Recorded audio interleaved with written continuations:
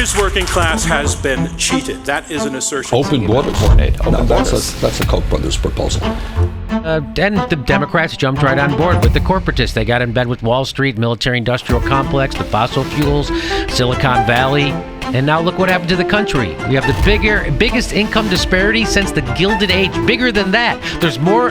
Expanded trade has thrown the working class into much more competition than they experienced before trade with lower wage countries took off. Can say is that as a country, we have to make a different set of choices because the choices we've made have hurt working people. Congressman, because I wouldn't know what to tell you to write. I don't know what to do about the depression and the inflation and the Russians and the crime in the street. All I know is that first, you've got to get mad. You've got to say, I'm a human being. God damn it. My life has value. Hello, and welcome to the Institute for Sound Public Policy podcast. I'm your host, Kevin Lynn, and today is August 14, 2023, and we have the pleasure to be joined by Mickey Kaus.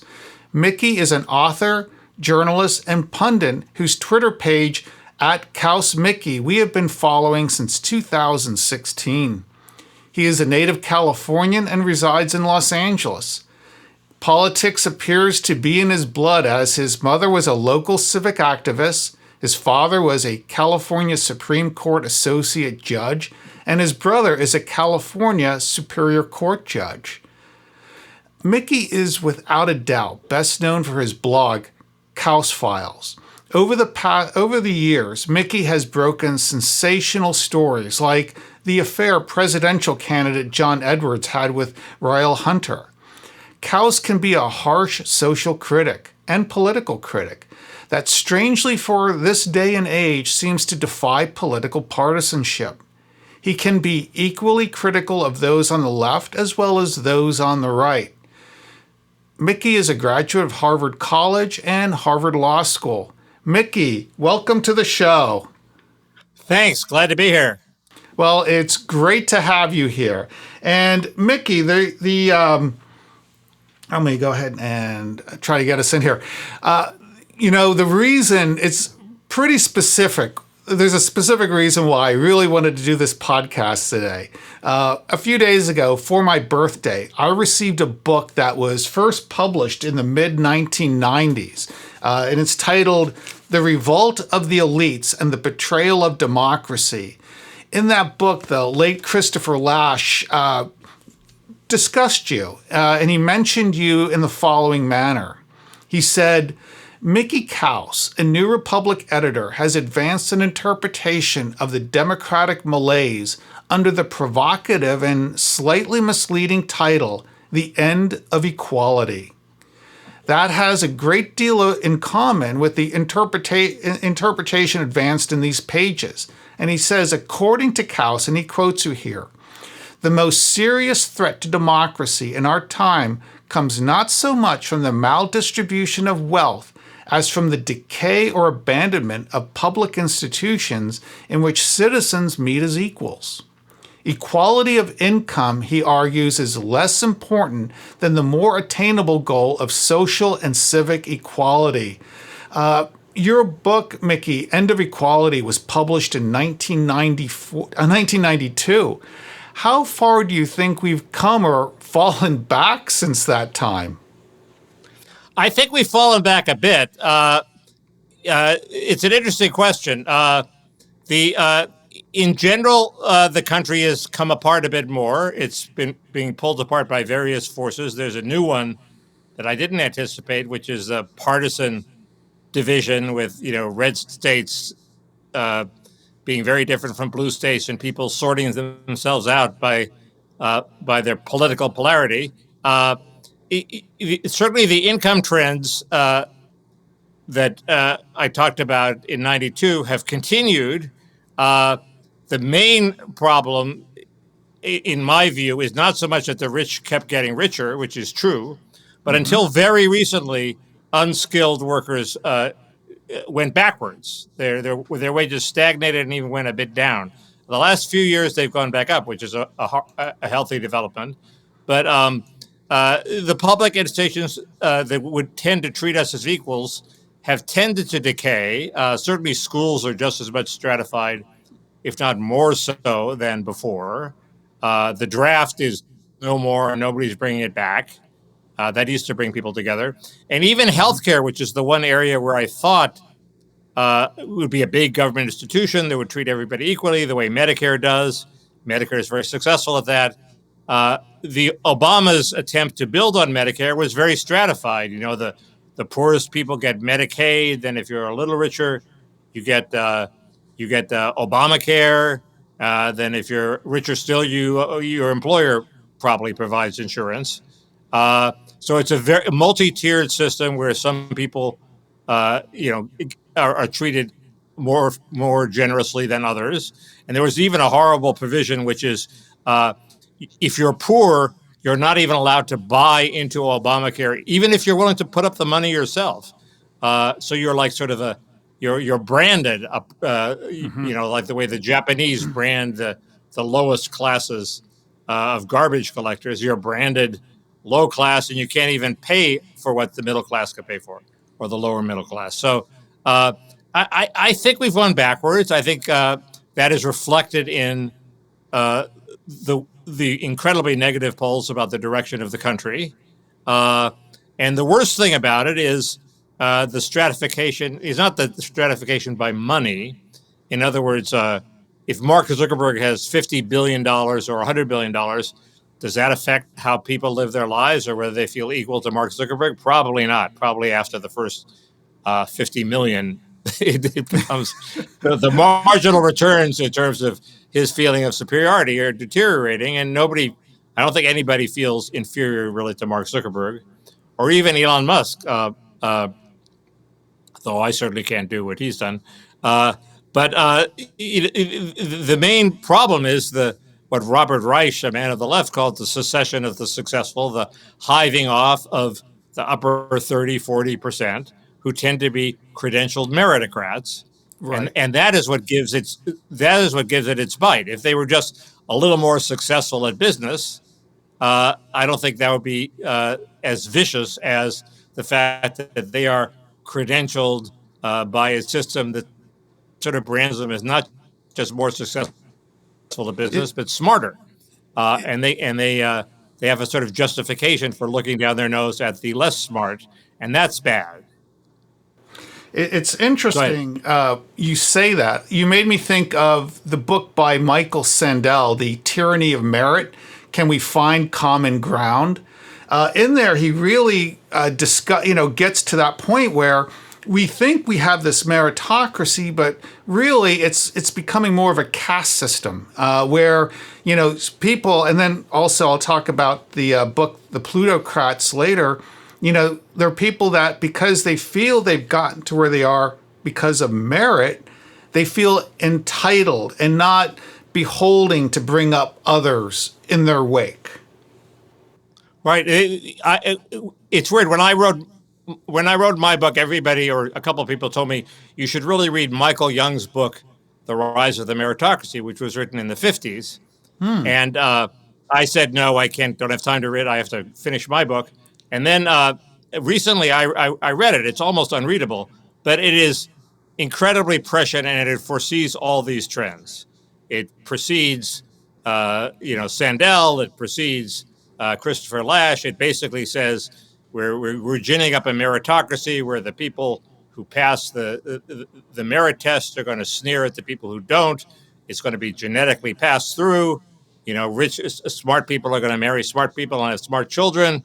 We're going to lord it over the people who didn't do well on the tests, and there's going to be a populist Trump-style revolt. I mean, it's really all there.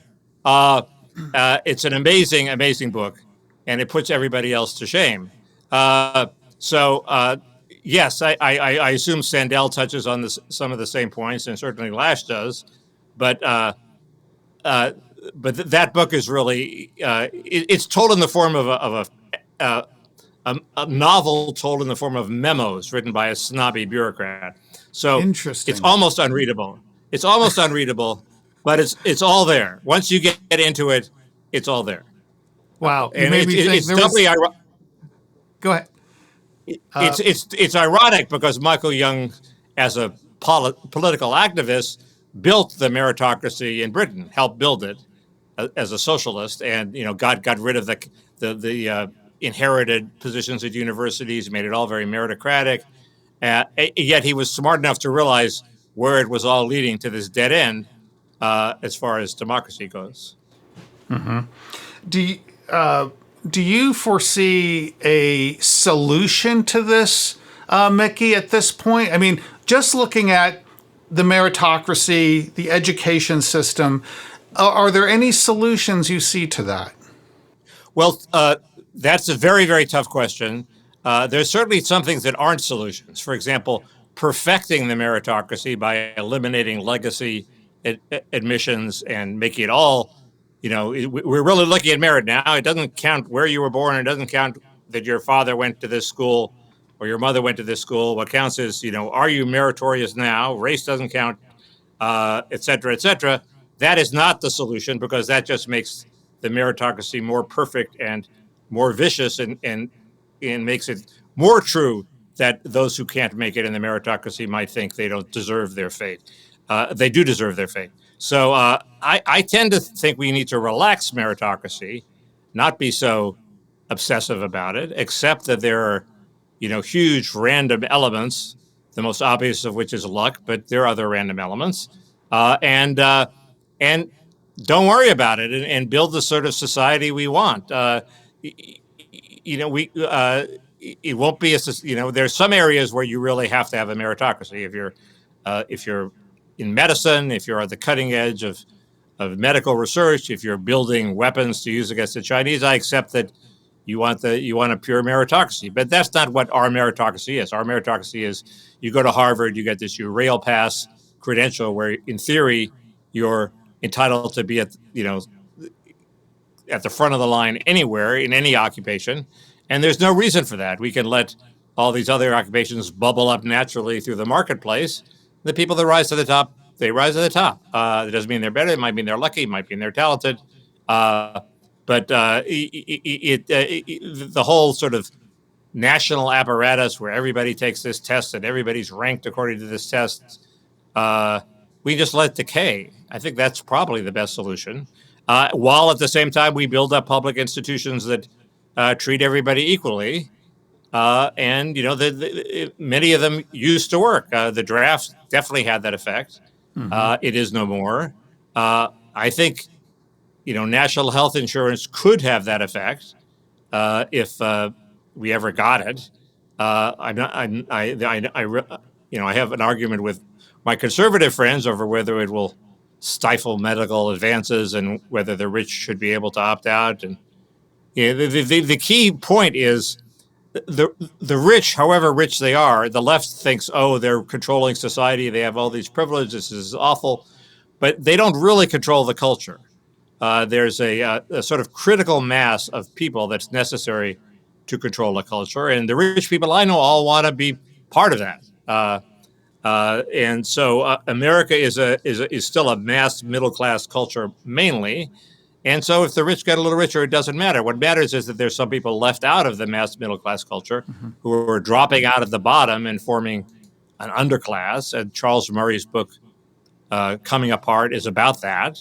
They're of all races. Okay. They're whites and blacks. Their marriage culture is not the same as the upper middle class.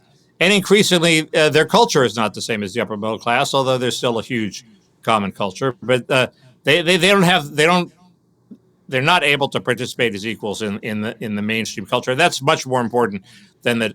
Than Mark Zuckerberg has $70 billion, yet he still wants to listen to Taylor Swift. I mean, that's not such a problem. We can deal with that. Nobody's going to let Mark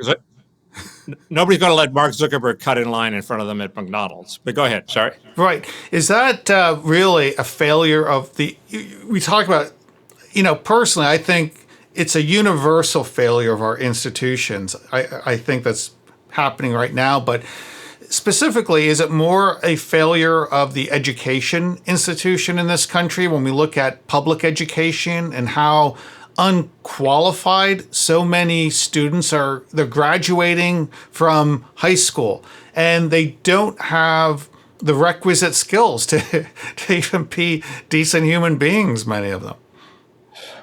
In part, it's a failure of the education institutions, but the education institutions have a very tough job. They have to take basically kids with no fathers from broken homes who are going to be always going to be more influenced by their peers than by anything they learn in school, and somehow turn them into the same sort of people as people from two-parent families who live in neighborhoods with other two-parent families and who are tied to various cultural institutions like churches and other institutions. And that would be a very, very tough job, even for the most efficient school system.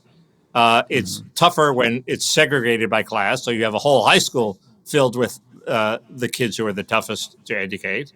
And it's also made tougher by the fact that teachers unions have made it impossible to fire bad teachers. So you wind up with schools that seem to be run more for the teachers unions than for the students. And that's a problem too, but I'm not naive enough, I think, to think that that's the whole problem. It's all, I mean, this is sort of inevitable if you read Michael Young's book. I mean, we've set up this meritocratic centrifuge that takes the most talented people, separates them out, lets them marry each other at the elite institutions they go to, lets the rest of the people marry each other at the unelite institutions, and then we worry why there's no more mobility between the classes. Well, obviously, there's less mobility because that is the natural end game of this meritocratic centrifuge we've set up. And so at some point, you have to realize that that's what you're fighting against. And you do the best you can. There's no excuse for having an underclass where people drop out of the mainstream society. But I think you're putting an awful lot of burden on the schools when you say it's just a failure of education. That it's heartening that the training solution to income inequality, which was all the rage when Bill Clinton was running for president and for the past 20 years, nobody really believes that anymore. Training is very slow. Some people don't do training very well. We have to have saying training, Mickey. When you're saying training, you're not talking about like reskilling, like taking someone who's been in the workforce for 20 years. Oh, I am. You're talking about like vocational training. Bill Clinton's solution to deindustrialization was taking reskilling. And it turned out that didn't do the job. We expected people to leave the areas where they were being deindustrialized and move to the new areas with their new skills and prosper. And that didn't happen. And even if it did happen, it would just set up a new meritocracy where the people that didn't do well with their skills would sort of sift out toward the bottom. So and it was proved by, I think, Professor Heckscher is Nobel-winning economist. It would take decades and decades and decades, even if it worked better than any other training program we've ever had. So I am talking about reskilling. I'm not so much talking about the STEM people at the very top, who as up until now have been, doing very valuable things. We'll see if AI takes all their jobs too. But I think that's sort of a different problem. Who knows? Maybe we'll title this program "Stuck in the 1990s." But going back to that year, 1992, it was a pivotal. Go ahead, Mickey. I've been accused of that. I've been accused of being stuck in the 1990s. But go ahead. But there was a pivotal election, 1992. I waxed nostalgic over it because in 1992, I was a volunteer in Phoenix, Arizona for the Ross Perot's presidential campaign. And he was running against globalization, essentially. Up front, we were fighting NAFTA, eventually GATT, the General Agreement on Tax and Trade and Tariffs. the WTO, the World Trade Organization, the offshoring and movement of millions of manufacturing jobs at the time overseas to low-rent countries, Mexico, Indonesia, the Philippines, China. What impact do you think globalization is having, Mickey, on all of this? It's had a huge impact. I mean, I'm known as a sort of immigration hawk. I think it's very important to control immigration because unskilled immigrants come in and they lower unskilled Americans' wages even further, making the mainstream even farther from reach. But globalization had a much bigger impact than immigration. Immigration, maybe if you controlled immigration, you could boost wages to the bottom 10%, 15%, maybe, which is not nothing.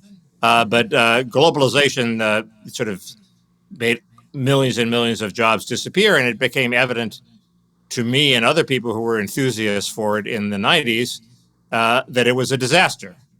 And I think even most ardent globalists, like I'm sure Bill Clinton, would agree with that. So I think it's had a huge impact. And if Perot had won, he might have been able to throw a monkey wrench into that machine. And I think we would have been better off for it if he, we would have been poorer, a little poorer as a nation because trade benefits everybody. But gross domestic product does not measure the social calamity that globalization produced. But I think household GDP would have been much higher as a result of this, had we not gone in this globalization wall. Really? You think it would have been higher? I sort of assume it'd be lower, but we'd be happier. I wouldn't think so, because it was actually good paying jobs that offered benefits like good medical insurance, time off, training opportunities.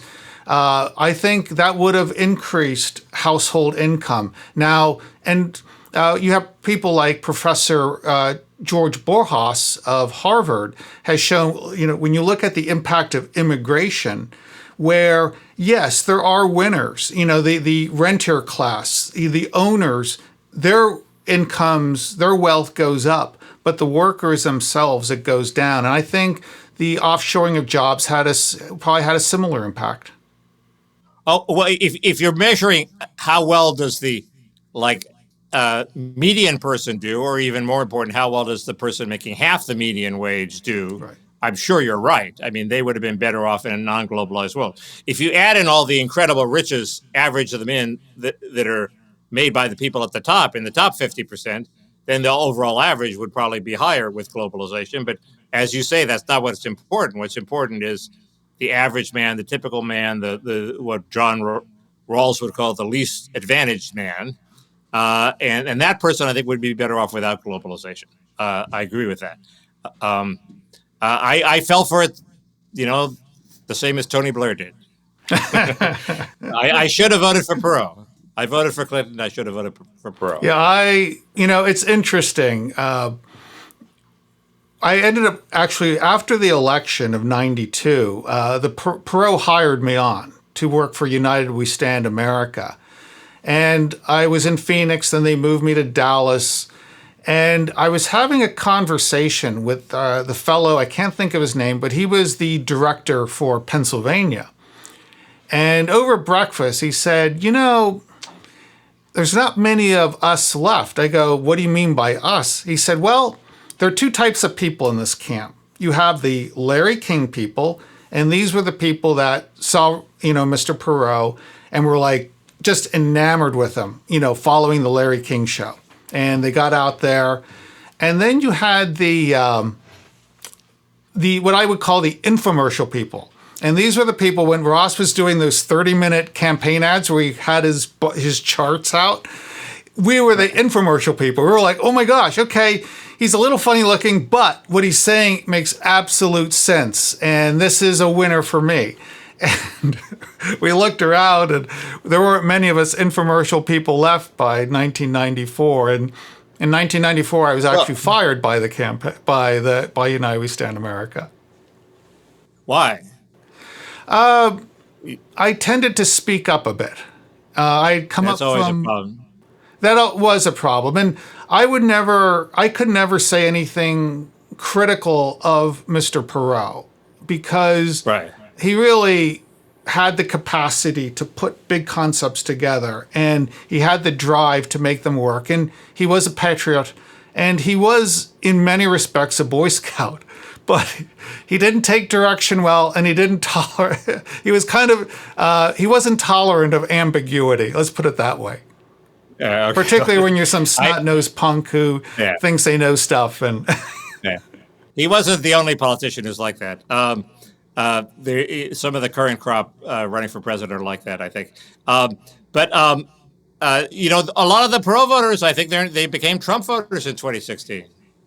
I would absolutely say that. I have been to events, and sometimes it feels like old. We all have gray hair now and everything from those days. But it is kind of that independent streak. Could it be that 20/80 rule where 20% of the people are kind of apt to go their own way? And yes, I think a lot of Trump supporters would have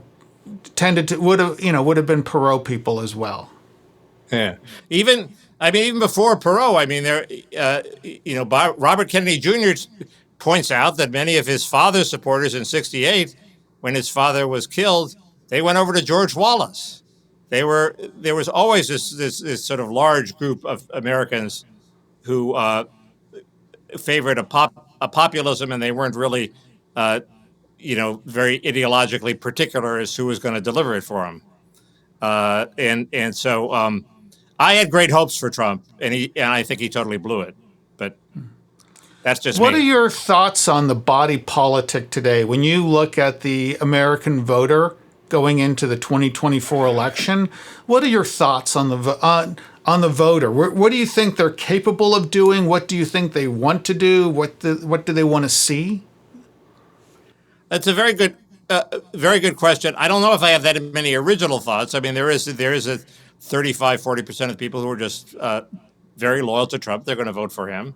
Most of the rest are desperately looking for an alternative to both Trump and Biden. Somebody who could paint a vision for a happy society in the future that they would be part of. That wasn't. I think one of the main reasons they're unhappy about the future is this meritocracy trap we're heading into. They know that even if we become a rich country, it's going to be a less pleasant country. It's going to be a divided country with educated elites at the top and other people at the bottom, and automation threatening everybody, and eventually putting everybody out of work. So we're all on guaranteed income, and that doesn't seem a very happy place to want to go to. So they don't want to go there. So they're not. And somebody who said, no, it's all going to be okay, and this is why, and I'm competent to do this, and I don't think they think Biden is competent, and I think they're probably right, would get enough of the other 60% of Americans to win the day. But I don't see that person out there. DeSantis comes closest in my book. He has problems, but they're not problems of policy. His policies are pretty good. I mean, on the big issues. I'm not defending every book seems, that. And he's always seems to have carried the water. On a lot of policy. I'm not defending every book that's been taken off the shelves in Florida schools, but he's imposed enough of E-Verify that construction wages for people who are here legally are rising because they don't have to compete against illegal labor. That's a big thing. That's bigger than, whether or not Heather has two mommies is on the shelf in third grade or ninth grade. What are your thoughts overall on immigration? I mean, that's kind of our bread and butter, has been our bread and butter is immigration issues with our, we'll hold up our cup here, our U.S. Tech Workers Group, our Doctors Without Jobs, our Project for Immigration Reform. What are your thoughts on immigration, Mickey, and what do we need to do today? Well, I think we're a country where we're allowed to have the sort of nation we want. We're allowed to say we're not after maximum GDP. We want to have a nation that's more equal, that has all our people employed and everybody's taken care of before we bring in immigrants. I think immigrants are great. They obviously enrich us.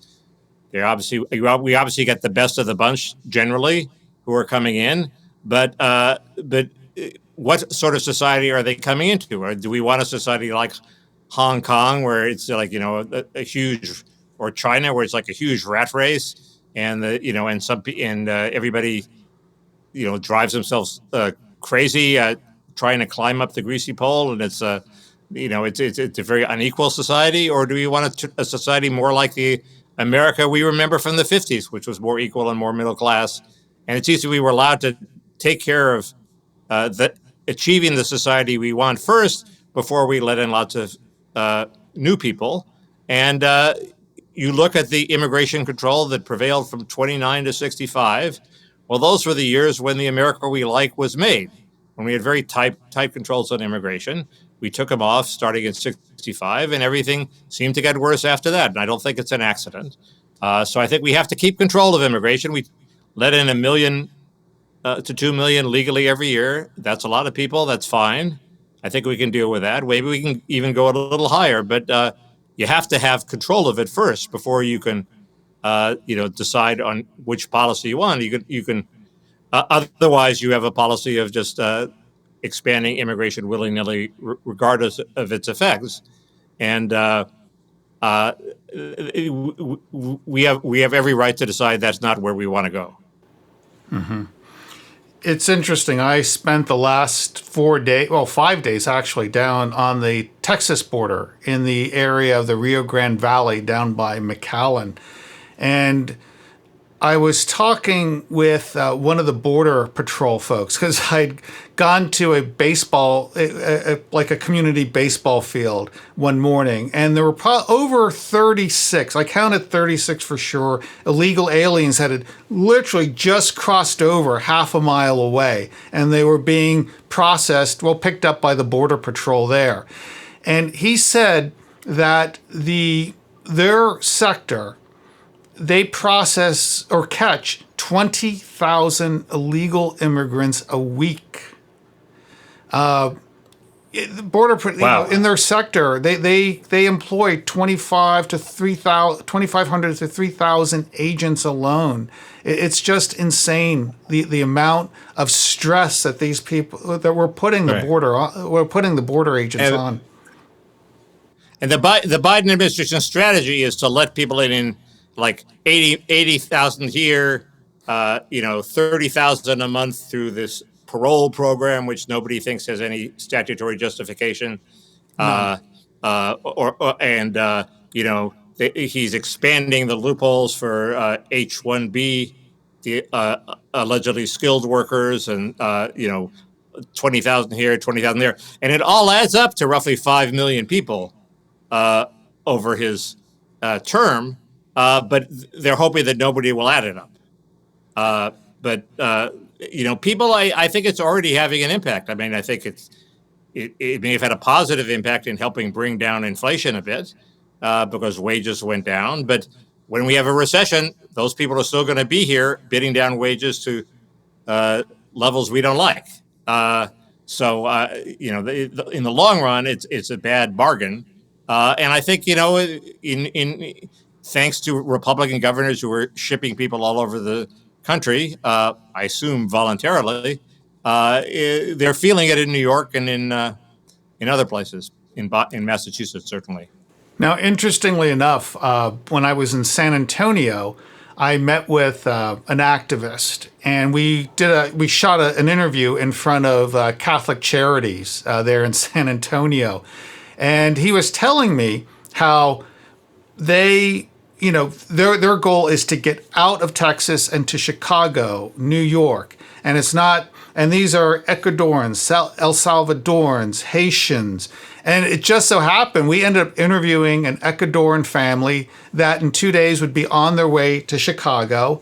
And we interviewed a guy from Venezuela, a young guy, military age, who apparently, for whatever reason, he couldn't get papers to get processed and sent somewhere in the U.S. So his goal was to work illegally, to get a grub stake together so that he could get to New York. and and to kind of stress how, the border is just this gateway to the rest of the United States. So I thought that stunt that Governor DeSantis pulled in Martha's Vineyard was absolutely brilliant. I mean, that it showed that these people, these woke, wealthy elites, just how hypocritical they are. I mean, they weren't about to tolerate any of that. But, it's interesting. They all the immigrants coming across that border do not want to remain in Texas. I interviewed a rancher who's I would have loved to have videotaped it, but he wanted to be anonymous. And he said, interestingly enough, for the past year, not one person has shown up at his ranch, and it's a large ranch, a lot of agriculture, a lot of livestock activity. Not one person has shown up looking for a job. And I think that's kind of telling. That is interesting. I mean, that is telling. I mean, most people, they come, they have an idea of where they want to go. They have a cell phone number. They have a relative in Chicago, a relative somewhere else. Somebody says, hey, come up here. There are plenty of jobs. I have one for you. So the governors who are sending them across the country are, if they, as Dara Lind, who's a woman of the left who covers this issue, if Governor Abbott is getting them closer to where they want to go, he's doing them a favor. So don't talk about how cruel this policy is. It's actually, getting them closer to where they want to go. And I don't blame them. They're getting away with what they can get away with. And they know that Biden is letting people in. He's extended la invitación, and until people start calling them on their cell phones saying, "I didn't get in. They didn't let me in. Don't waste your money. Don't undertake this dangerous journey. Don't come." They're going to keep coming, and I think we're going to see a surge this fall. That's going to be a real public relations headache for Biden. Mm-hmm. I was talking to a officer in the National Guard in the Public Relations Department, and he had been down working on the border for years, and he had mentioned that there was a facility that during the Trump administration was just overflowing. Like, it had a capacity for a few hundred people, but there were a couple thousand people there, and they were staying there because they didn't know what to do with them. But he said 2 weeks after the Remain in Mexico policy came out, that facility was empty, and they didn't move anyone anywhere. It's just they weren't going to be put into a camp in Mexico, so they self-deported. They headed out. Right. It's that just kind of speaks to what you were talking about. The leaders, the President of the United States, for all intents and purposes, is the psychic center of the country. And what his thoughts are important. And when he's talking about, hey, come, we'll give you health care, which is what all the Democratic primary candidates said in 2020, it's like, you'd be stupid not to come. Right. And they saw this as a once in a lifetime chance. While the door is open, come in. And that's, the Coyotes probably exaggerated how open the door was, but it was open enough that they had enough people talking on their cell phones to tell them they should come. So yeah, they're not stupid. And I think most of the 5 million will make wonderful Americans. I mean, I'm not, but 5 million plus 5 million plus 5 million plus 5 million plus 20 million plus 30 million, pretty soon, the country is radically different, and we can't absorb all of them that quickly. Yeah, I disagree with you there. I find the vast majority to what I would call not employment ready. One, the language skills aren't there. Yes, I think in many respects for low-rung jobs, I recall. And I love to talk to people when I travel. And I was talking to a restaurateur who said I didn't know what I was talking about when, being an immigration restrictionist. So they said, you need to understand, if one of these people is sick, someone shows up in their stead the next day. And I said, really? So do you provide health care? And they're like, well, no, of course I don't. And, I think what we've allowed to, Los Angeles, the city you live in, that's kind of, when it comes to jobs, it's the dum-dum capital of America. Why? Because the vast majority of the people there are not as, not skilled in a lot of respects. So I think many aren't necessarily employment ready, and I don't think it's going to be helpful in the long run. Well, it's certainly not. It's not helpful if what you want is an ever more skilled population. But that is the logic of globalism. As I'm perfectly happy with a society where unskilled people show up at work and they never really develop their skills, but they keep showing up at work, and that's basically half of LA. It's fine with me, And a lot of those manufacturing jobs where you could begin somewhere, or like construction. We did an interview with a building inspector in Los Angeles, and he had talked about how when you start in construction, because he had been a contractor, the first job is sweeping floors, it's digging ditches. But you build your skill set, and then eventually you might, start to work in tile, and eventually become a tradesman and a tile setter, things like that, where you can command a living wage, a good middle class income. But those jobs are just, now everything, and I know what I want to talk to you about too. I just thought of it, but. Where those jobs now, it's like, okay, this is your piece. You put this nail in here. It's all kind of prefabbed, and that's, you don't need to have a lot of skills. The people that I deal with, of course, as a homeowner in West Los Angeles, are extremely skilled, and they have done that exactly what you described. But they're an older generation, so maybe you may be right. I've sort of assumed that the skill ladder is still there. It just doesn't extend all the way up into becoming a high-tech programmer. Right, and frankly, a lot of those jobs aren't there when it really comes down to it. We seem to have, and I wanted to talk to you about something. I was in a used bookstore this week, and I came across another gem from the mid-1990s, The McDonaldization of Society, and it's by George Ritzer. He was a sociologist, work at University of Maryland, and he talked about what at that time, calling it, we give it the term now, Mick everything, like if there's better, faster, cheaper, and he kind of took this theme, kind of the German philosopher Max Weber, kind of harkened back to him, where he talked about how the bureaucracy, there's this inhumanity that goes with this push for efficiency. And that seems to be, I talk about globalization, but I think what I might really be talking about is this push for efficiency, because we saw it in the 1970s with agriculture. I love, every once in a while, pick up Wendell Berry and read him, and where he talks about, that whole push, get big or get out. We're going to make farming, ag big business, and you're going to be either highly efficient and really big, or you're going to be gone. And we got rid of the culture in agriculture. And in the 80s, they began, the Maquilador program in Mexico, testing the waters there, and then Noam Chomsky's theory of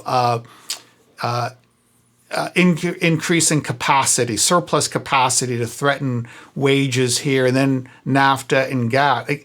And then we see it with our U.S. tech workers, where, we have very skilled people who have been forced to train their H-1B visa holding replacements.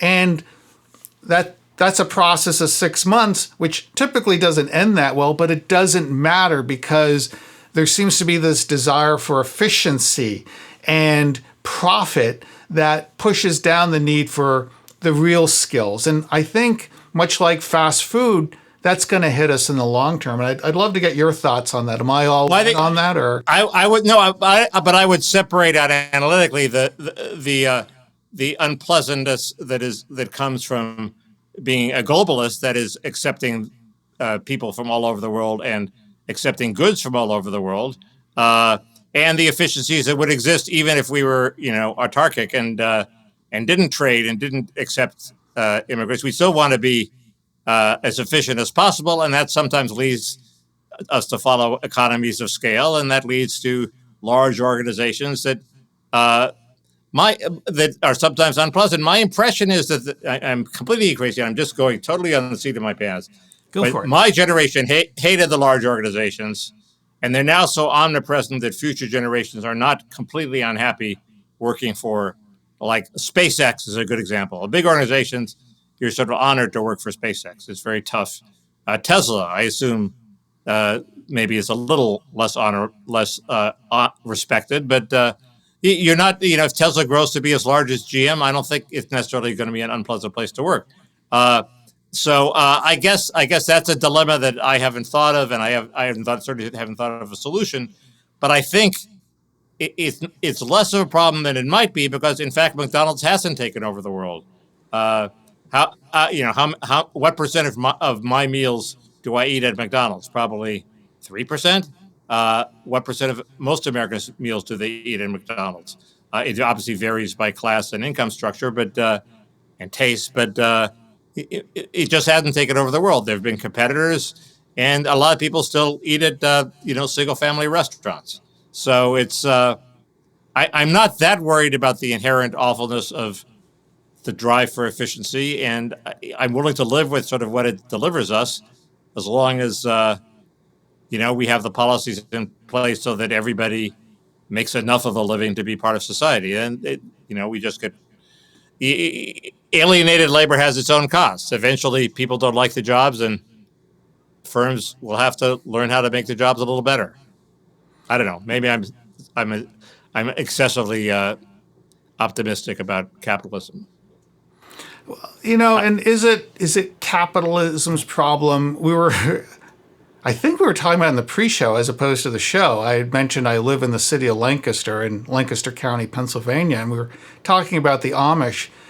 And, the Amish aren't independent. They're actually very interdependent on the surrounding community, the English in the surrounding community, and they don't ever want to be independent.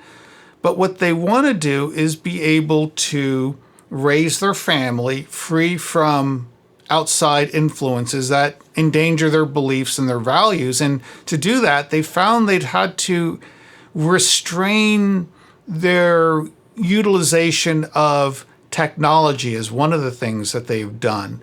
And I wonder if we can learn something from that, Mickey. Do you think, maybe in this great age of more, we need to start saying we need more restraint? Is that possible, do you think? Well, I think that's right. And, automation eventually will make everybody unemployed. And I don't think we want a society where everybody's unemployed and on the universal basic income. So I think the Amish have the right idea.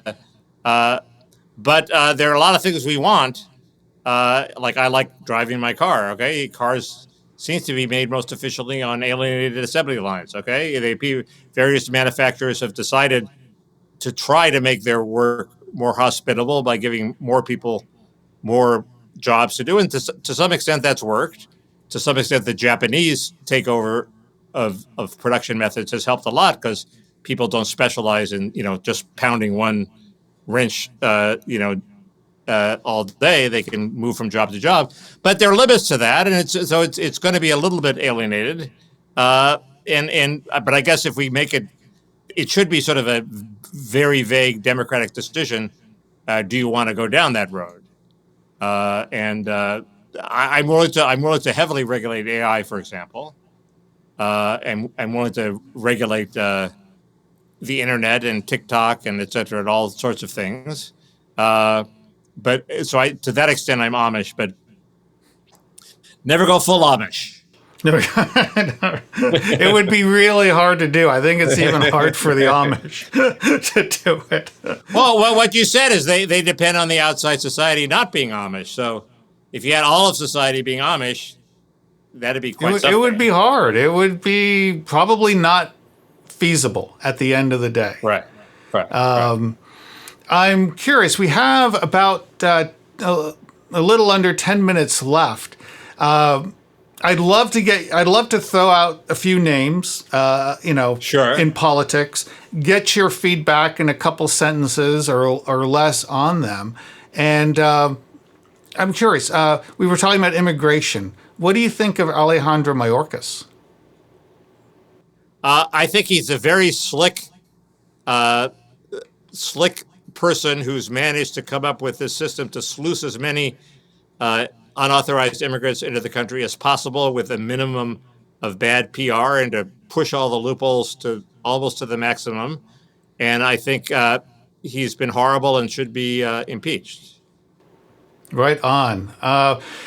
Curious, what do you think of Robert F. Kennedy Jr.? I don't know that much. I just learned that Matthew Scully, who's a man I respect, Bush, he is a Bush speechwriter, wrote a very well-respected book on cruelty to animals called Dominion, that he has endorsed RFK Jr. So I have to read his justification. But he's always seemed like a crackpot who has occasionally winning things to say, but not somebody you'd want as president. But he's acquired a few too many celebrity endorsements from people I respect that I'm not willing to dismiss him out of hand. Okay. What do you think of Vivek Ramaswamy? I think he's a great talker and a great salesman and a great con man is too strong a word, but he's a great hustler who can, talk a lot of people into doing deals. He seems to say sort of whatever he thinks will appeal to the audience he's trying to appeal to, and I wouldn't trust him as far as I could throw him. What do you think of Kevin McCarthy? I think he's a not very charismatic politician from Bakersfield who will sell out immigration in a dime and in a moment if that becomes politically important to him. I don't think he has many core principles, but he's doing better than I expected. I didn't even expect him to reach being a majority leader. So I'm willing to cut him some slack and see what he can achieve. He's certainly better than Paul Ryan. Okay. What do you think of Alexandria Cortez? I actually have a soft spot for Alexandria Cortez because she's very charismatic and manages to shift between being wonky and being charismatic effortlessly. She's way to the left, especially on immigration. She's insane. But for some reason, people can change their views. I see incredible potential in her. Interesting. Like, I'm for a Medicare, universal Medicare system. Okay, that'll bring the country together. She's the sort of politician who might achieve that. But go ahead. Okay, great. What do you think of Marjorie Taylor Greene? I don't trust her at all. I think she's an opportunist. I'm despairing that she has achieved some sort of respectable position in the Republican Party, and I think that's very unfortunate. And last one, what do you think of Matt Gaetz?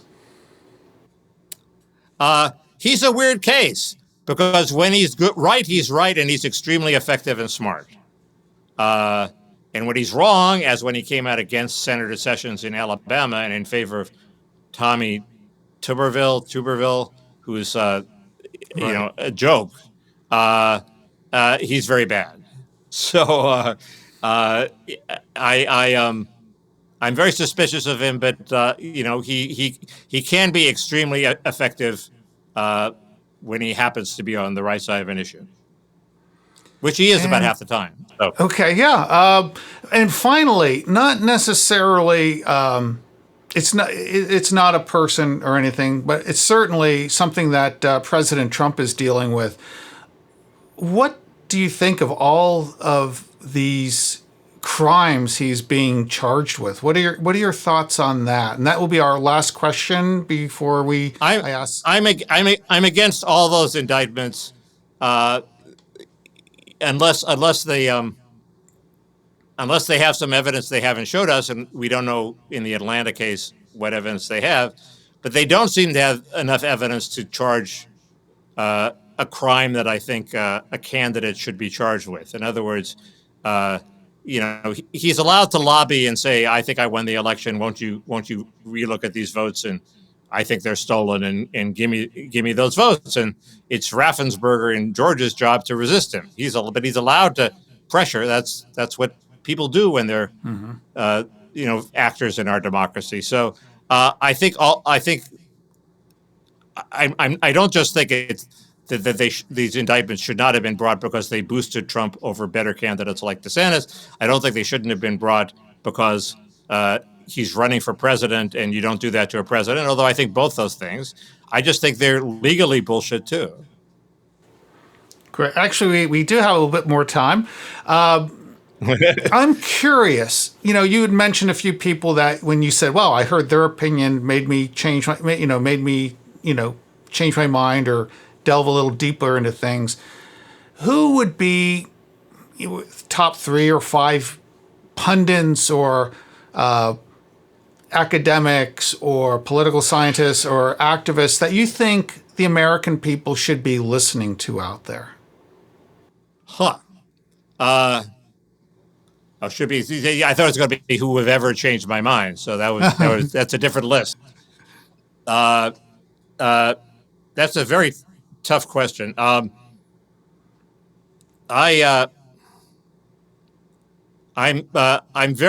think Michael Lind, although I disagree strongly with his recent piece about Richard Hanania, because I think it understated the threat of meritocracy.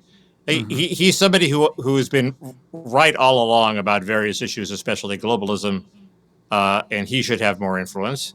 I'm friends with Ann Coulter, and some of her ideas are horrifying, and some of them are crazy. But she is somebody with basic sound political instincts. It's interesting. Who should be listened to. Yeah. Years ago, I was at Politicon in Pasadena when Politicon was pretty small. And Ann shared a stage with Van Jones, and it was a TED on immigration. And at that time, I brought my camera with me, shot it, and within a couple hours, I had over 250,000 views on Ann alone. So she certainly knows how to attract an audience. That's for sure. And she and Van Jones were for a while a very good pairing because they were they're both charismatic and. Somebody instructed Van Jones how to deal with Ann, and they told him to flirt with her. So I think he did that, and for a while it produced a good rapport. Then I think the rapport soured, but they were a great debating team. A guy named Roy Teixeira was formerly a theorist of the emerging Democratic majority. Now he has sort of abandoned that and thinks there's a huge split between the elites and the working class in the Democratic Party, and I think he's right, along with Joel Kotkin. So all sorts of people like that should be listened to. And I have huge hopes for J.D. Vance. I think even though he is for Trump, whatever you think of that, he has the potential for being the populist who can get things done and he can say the most radical things in a way like Ronald Reagan that seems very reasonable to people and is very reasonable. So he doesn't have the proven can-do record of DeSantis yet, but he's reached across the aisle. He's trying for bipartisan consensus on a lot of issues, and he has the potential for getting there. Wow, thanks so much for those insights. These were great. We've come up on our hour right now, Mickey. Mickey, where can people go to stay up to date with your latest writings and reach out to you? Where would you recommend that they go to? I'm afraid the best spot is still my Twitter account, which is at Kausmickey, not Mickey Kaus, but reversed Kausmickey, because I have a newsletter called Kaus Files. I haven't written in a few months. I intend to write more, but right now, mainly I'm writing for the Twitter account. And I also do a podcast with my friend Robert Wright at his site, Non-Zero, and we have another one on Patreon called The Parrot Room. And those are the best ways to keep up with me. It's I've discovered it's easier to say things than to write them. Writing them is much harder. So podcasts are more efficient in that way. But I intend to start writing more. I just haven't done it yet. You made me think. I was reading a book by Mark Twain years ago, and there was a young man on his ship that said he was going to journal every day. And when he ran into him like 2 weeks later, and he said, "How's your journal going?" He goes, "Oh, I gave it up." And he despaired. He said, "Well, if you ever want to inflict a mortal wound on a young man, tell him to journal every day." And I think writing can be like that. I try to crank out a newsletter every other week, and it's a chore. Right, but it's easier to talk every day, so that's why we have podcasts. Absolutely. Mickey, this was fantastic. Thanks so much for taking the time with myself and our audience. And to my audience, if you made it this far, you're watching this on YouTube, be sure to give us not only a thumbs up, but subscribe to make sure that you'll be alerted every time we get more content just like this. Again, thank you very much, Mickey. Have a great day. Thank you. It's been fun.